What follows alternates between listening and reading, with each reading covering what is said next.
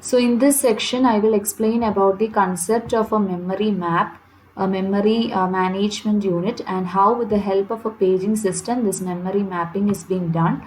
Last section, we have seen about the concept of memory array, the different types of memory, that is basically two type of memory, RAM and ROM memory, and its classification. So now we need to know how this address we are having to these memory systems. So what do you mean by actually a memory map? I mean, a memory map, it can be thought of as a information which shows in which address what data is being stored in a system.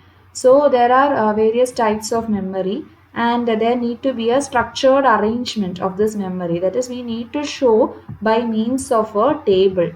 Okay, so in this data, or say these instructions, they are stored in so and so memory. So we need to have a table for the understanding. So that is a concept of this memory map. And for example, we also need to know the location of the memory, the starting address from where the data say is stored in the ROM memory. So we are having the address allocations of various memory. So a memory map is a massive table in which effective a database which comprises the complete information about the how the memory, that is a structured arrangement of memory in a computer system, that is by means of table we are going to show so and so address is there in the row onto which so and so data is being mapped. So it shows the data allocation of the address to RAM, ROM or flash in the system. It reflects the address available to the memory blocks or to the input-output devices. For example, we can also see with the help of such tables, so and so memory, it is now being available to such devices. For example, these much output ports or input ports, which memory is being currently available. That can be shown with the help of a table. That is a concept of memory map. So for the system hardware, which memory it is being allocated. For example, for the connecting of a mouse, or for connecting say of another type of output peripheral, okay, peripheral device. So for all these, there need to be allocation of a memory. So if we are having a table, it is easy to understand, to make us understand that how this address allocation for the several input output devices is being done. So it reflects the memory allocation for the program data and IO operation by a locator program. So locator, we know it is a software which allocate the various addresses. So in order to allocate the data and store the data in various address, we can use the memory map. So we need to find out which location is currently being available. Okay, for that we can use the memory map. Okay, so this is a concept of a memory map. So this is an example. As you can see, we are considering here a Java embedded card with software. Here we are just speaking not about the hardware devices, but only for the software for encrypting and deciphering transaction.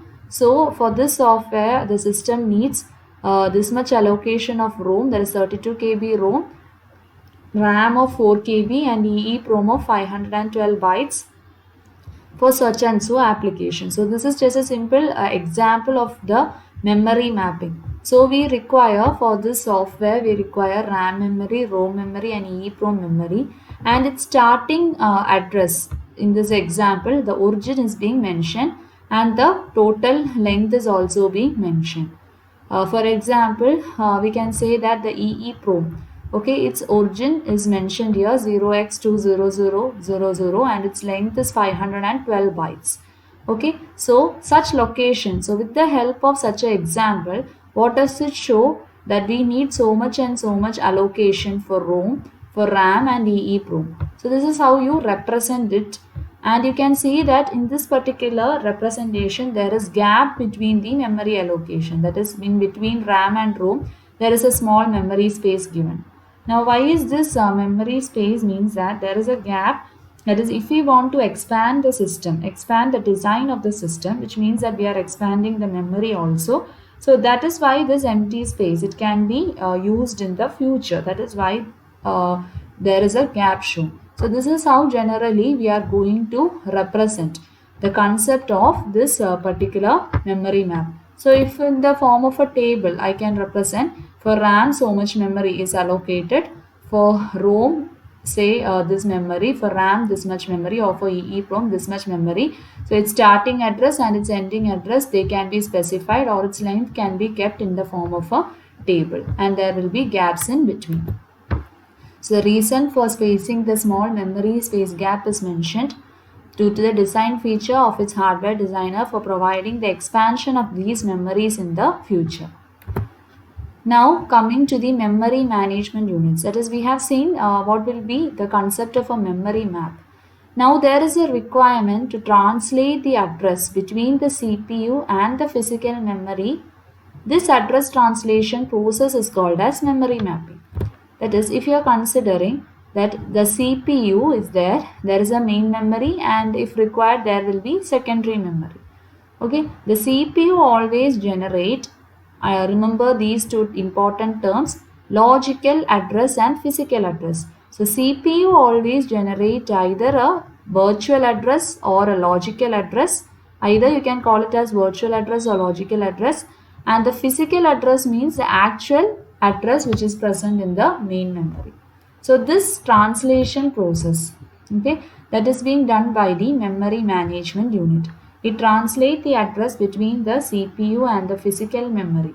So this address translation process, it is called as memory mapping, where the logical address, they are being mapped from a logical space into a physical space. That is, always we have to remember that the program generated address is always by the CPU, it is always the logical address or the virtual address. It forms a virtual address space, an address which is actually available on the main memory, that is called as the physical address. Okay, and we can see that the memory management units, they appear as a part of the processor. That is, in the figure also we can see that the memory management unit, it is going to appear as a part of the processor. That is, as a part of the CPU itself, it is going to appear, and its duty is in order to translate the logical address to physical address. That is what is mentioned here. It appears as a part of the processor. So it allows the system software, that is our operating system, to run and manage multiple programs in a single physical memory, in which different program resides at different address spaces. So in order to simplify the process, that is, there will be multiple process which is being running. So it will help the operating system to manage all of them. That is, the CPU is program generated address, which is going to generate, say, a logical or a virtual address. But with the help of such tables, memory map tables or paging tables showed in MMU, it will be able to map it into actual physical address which is being present in the case of memory.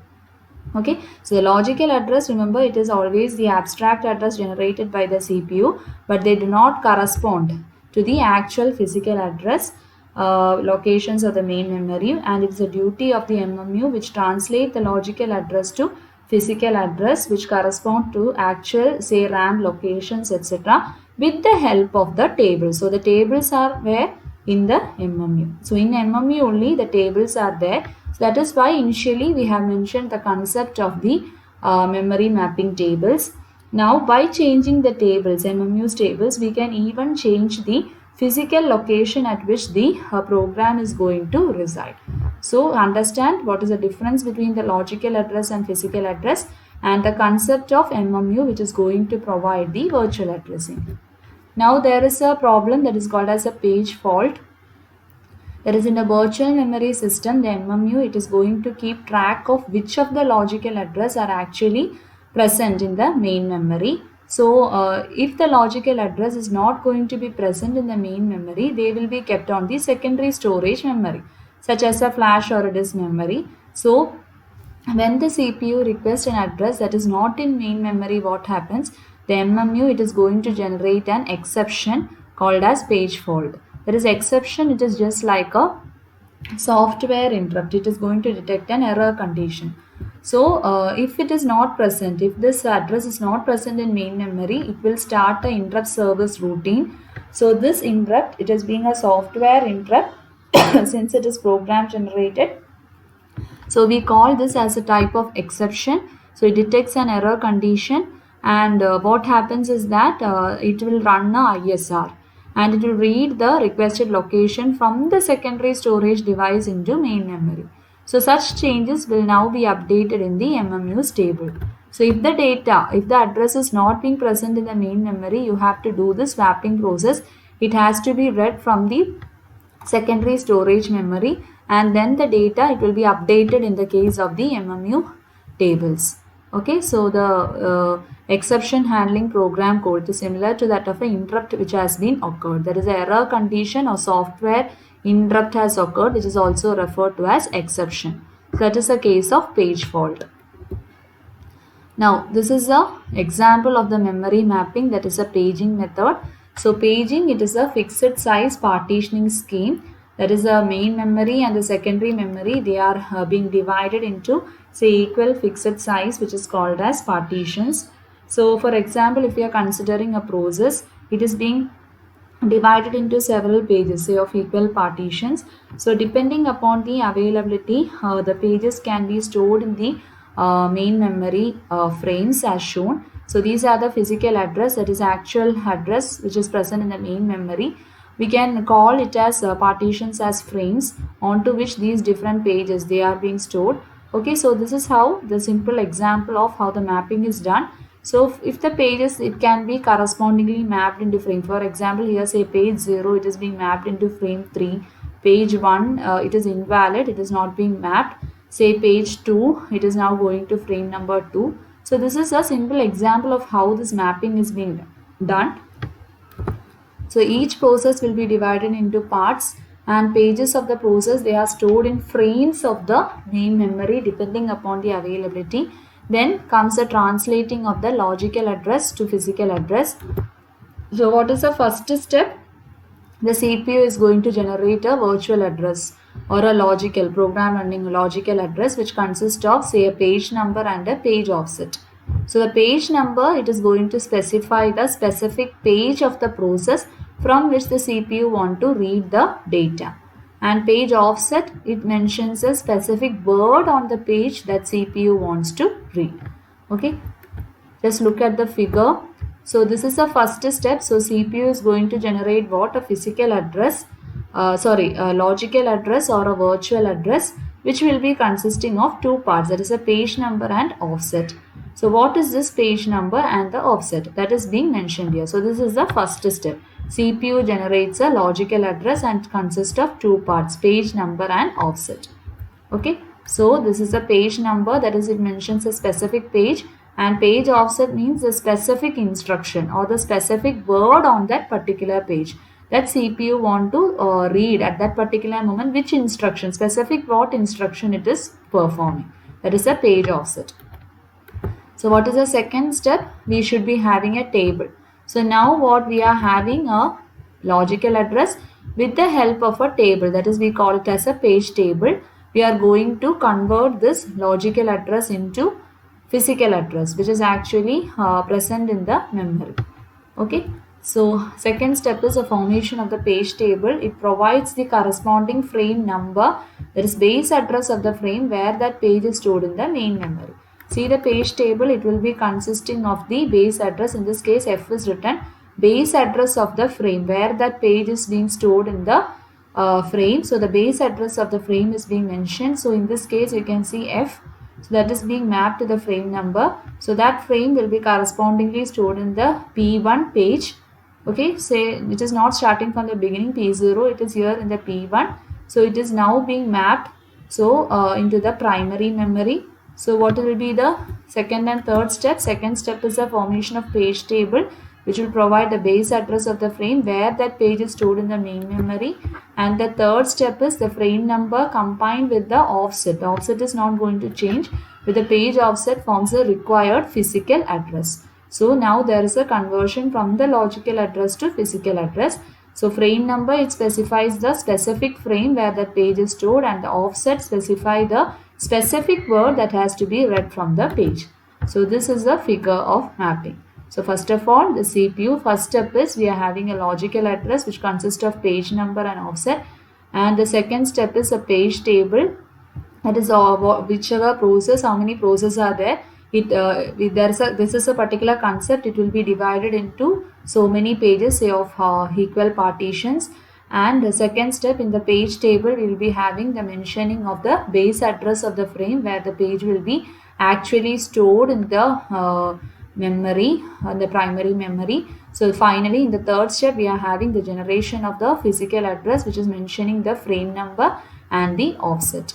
So these are the three steps for paging, that is for the memory mapping. So this is how the memory mapping is being performed. So there is a memory mapping unit which is going to keep the track of which of the logical address they are actually resident or they are actually present in the main memory. Okay, so that is a concept of the MMU, or the virtual memory system, and this MMU, it appears as a part of the CPU itself. So its function is to convert the logical address to physical address. And if it is not present by a method of the swapping, that is, it will run an interrupt routine or exception, and it will read the corresponding from the secondary storage. So in this section, I have explained about what is the concept of the memory map, how you can mention which all memory locations in the RAM, ROM, etc. they are being allocated for several input output devices, or which address is being currently present, the starting and the length of the address which is available for the different types of memory. So this is a concept of the memory map, and we have also seen about the MMU and the conversion of the logical address to physical address.